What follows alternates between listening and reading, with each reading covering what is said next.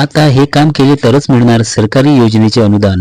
नमस्कार मित्रांनो, मी तुमचा मित्र केपी श्रीराम तुमचं आमच्या या यूट्यूब चॅनलमध्ये खूप स्वागत करतोय। मित्रांनो, आता शासनाच्या कुठल्याही योजना जसे की शेत पिकाचे अतिवृष्टी नुकसान झाल्यामुळे अनुदान, पीक विमा अनुदान असेल, पीक विमा असेल, तसेच बाल संगोपन योजना, निराधार अनुदान, राज्य शासन, लाडकी बहीण योजना, केंद्र शासनाच्या माध्यमातून वैयक्तिक लाभार्थ्यांना मानधन अनुदान देणाऱ्या ज्या काही योजना आहेत, या योजनेचा लाभ देण्यासाठी आधार अनिवार्य करण्यात आले आहे।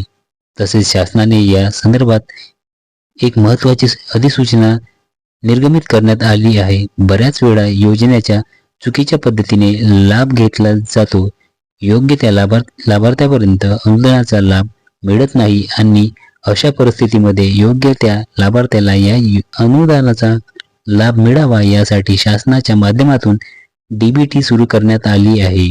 आता कोणत्याही शासकीय योजनेचा लाभ घ्यावयाचा असेल, आधार संलग्न बँक खाते असणे आवश्यक आहे, कारण आधार संलग्न बँक खात्यात यापुढे सर्व मदत अनुदान देण्यात येणार आहेत।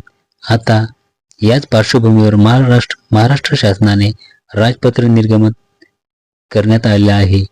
त्यामुळे आता सर्व शासकीय योजनांचा लाभ घेण्यासाठी शासनाने आधार संलग्न बँक खाते अनिवार्य केले आहे, कारण पुढे कोणत्याही योजनेचे अनुदान हे तुमच्या आधार संलग्न बँक खात्यामध्येच वितरण करण्यात येणार आहे।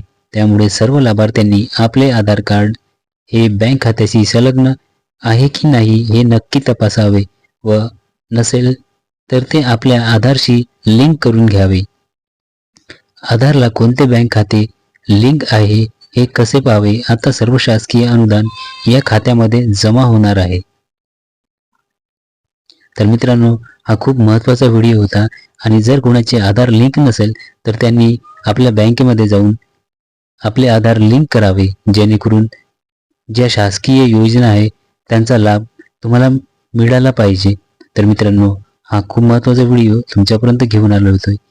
तर हा व्हिडिओ तुम्हाला जर आवडला असेल तर या व्हिडिओला एक लाईक नक्की करा आणि जर कोणी आमच्या या यूट्यूब चॅनलवरती नवीन असाल तर या यूट्यूब चॅनलला सबस्क्राईब करून ठेवा, जेणेकरून तुम्हाला असेच नवीन व्हिडिओ तुमच्यापर्यंत पोहोचले जातील। तर मित्रांनो, भेटूया असाच एका नवीन व्हिडिओमध्ये।